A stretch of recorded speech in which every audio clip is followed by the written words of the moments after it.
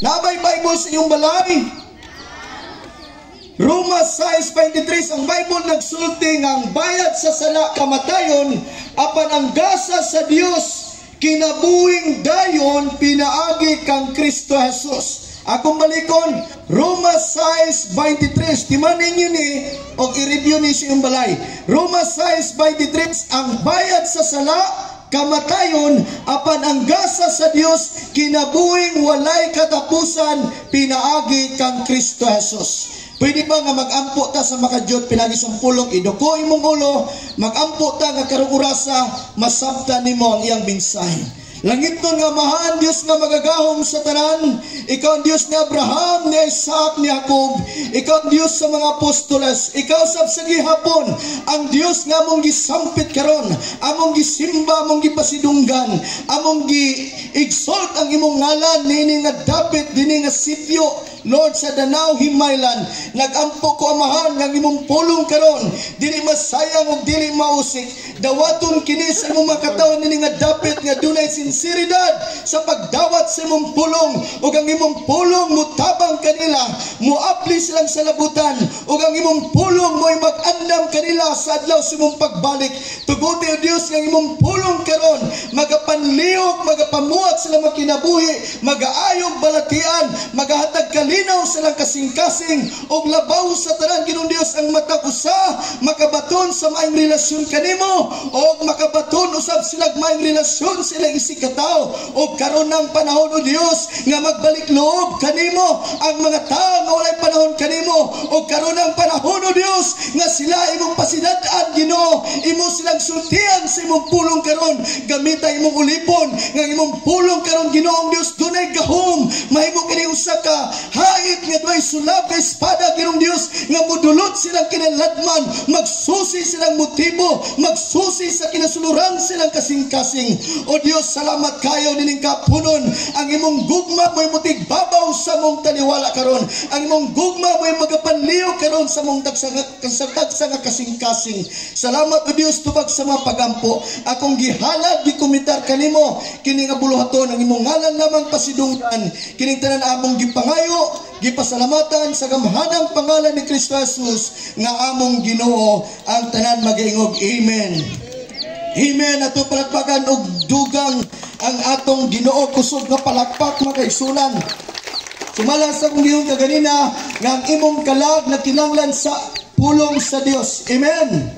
Aron nga maandam ang imong kinabuhi. Ang kalag makaigsunan nagkumpos og tulo ka butang, ang imong intellect, ang imong emotion og ang imong kabubuton kanang imong will. Nababa mo diya unsa gali ang kalag nagkumpos kini sa imong hunahuna, sa imong pagbati ug sa imong kabubuton. Angay kapakanon sa pulong sa Dios aron nga kanang imong hunahuna o ang imong pagbati magiyahan sa Dios nun nga pangunahuna Dios nun nga pagbati. Otherwise kung walay pulong sa Dios sa tungunahuna o kasing-kasing dali na kay ang tao manluod ang tao grabe magdumot murag walay kinutuban nga pagdumot ug matud pa nila tinamnanay kuno og kawayan. O kinatong kabubuton gikinanglan nga magamhan kana sa pulong sa Dios kay kung walay pulong sa Dios ang tao magbuot-buot siyang kaugalingon. Pwede man ang tao mingon nga Ginoo ra man di ay tuo man og simba tuo man og pulong sa Dios. Makaigsunan sumala sa iyong kaganina nga diin ang imong kalag angay pakanon sa pulong sa Dios kay kanang imong kalag angay kana pangandaman. Amen. Kay kung kining atong lawas may pangandaman grabe ta mukaon makaigsunan apan atong kalag makaigsunan dunay tendency nga malnourished delikado kay nga naman moabot ang panahon at moatubang nato sa korte sa Dios dili ng imong lawas ang moatubang dito ang imong kalag. Kinsay moatubang? Ang imong kalag. Kay nga naman ang imong lawas madugta ra man bisan pagdaghan kay kag bitamina bisan pagdaghan abundansya kay kag pagkaon musugod kag sa dili mamatay gyud ni atong lawas.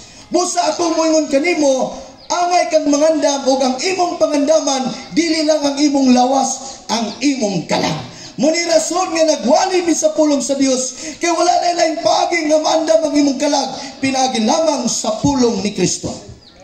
Amen.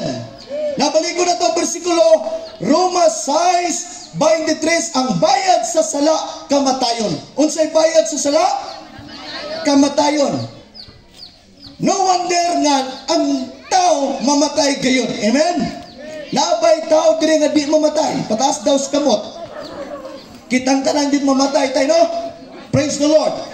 Tungod sa sala, miabot ang kamatayon. Sa Roma 5:12, nga gumikan sa una natong ginikanan, misulod ang sala sa kalibutan. O ang sala nagdala og kamatayon. Busa ang kamatayon, makaigsunan, mikuyanap sa tibok kalibutan, sanglit ang tanan nakasalaman. So karon kitang tanan aminado kita nga kitang tanan naay mga sala. Amen ba? Amen ang naay mga sala. Amen. So busa makaigsunan atong gidawat ang kamaturan nga kitang tanan kandidatos kamatayon. Walay makadili sa kamatayon makaigsunan tungod kay duna na may sala makaigsunan nining ibabaw sa yuta. Gani kini nga sala migamot pagayod makaigsunan. Mo ni hinungdan karon makaigsunan nga kamatayon nakalain-lain ang hinungdan. Kabalo ba ka nga sala makaigsunan nagproduce siya og nakalain-lain nga hinungdan sa kamatayon sa tao. Ang bunga sa sala makaigsunan muna nga dunay gitawag og mga kriminalidad, pagkadautan, balatian, kagubot, kagulyang, tanang klaseng bisyos kalibutan, bunga na sa sala. Muna ang tao makaigsunan kung magpatuyang sa bisyo, maopunay mo patay nimo. Kabantay ka nga dunay nga buang tungod sa droga, dunay nga rehab tungod sa droga. Kung dili nimo na malikayan, mapatsak nimo na, maora pud na mo patay nimo. Busa makaigsunan, gikinanglan ang pagwali sa pulong sa Dios aron pasidadaan ang tao nga mintras duna pa higayon karon ang panahon nga ang tao magbalik loob sa Dios, atong hinulsulan ang atong kakulangon, atong kapakyasan sa Dios. Makaigsunan paminaw, kung mamatay ka nga din wa ka nasayod sa paagis kaluwasan, mao'y pinakadelikados kinabuhi. Now, nini nga kapunon, angay namong ipahibalo nimo ang paagi, ang solusyon makaigsunan nga bisan kita mamatay naay gasa nga gihatag sa Dios alang kanato. Pila na to dire gusto og gasa. Unsa man ang gasa? Ang gasa meaning libre na og walay bayad, gihatag alang kanimo og para na nimo. Unsa may gihatag sa Dios nato? Now, ang Bible nagsulti sa John 3:16 makaigsunan, common kay nga bersikulo. John 1:3-16, gigugma sa Dios ang tibok kalibutan og tungod niya na gihatag ang iyang bugtong anak. Kinsa ang gihatag? Ang iyang bugtong anak. Kinsa ang bugtong anak? Mao si Kristo. Gihatag si Kristo makaigsunan kanimo, kanatong tanan diri sa tibok kalibutan. Gihatag si Kristo, matod pa sa pulong sa Dios, ang mutuo kaniya dili malaglag apan may kinabuhi nga walay katapusan. Dapat kang masayod karon nga ang nagbayad sa imong sala mao si Kristo. Amen. Unsay bayad sa sala? Kamatayon. Busa kitang tanan kandidatos kamatayon. Apan ang good news karon, uban mo na ko sa pag-ingon good news. Uban mo na ko sa pag-ingon good news. Ang good news karon na ay nagbayad sa atong sala. Kay kung mamatay ta makaigsunan nga wa ta kabayad sa atong sala, delikado atong kinabuhi. Kay di man gyud pud ta kabayad, apan dunay nagbayad sa imong sala.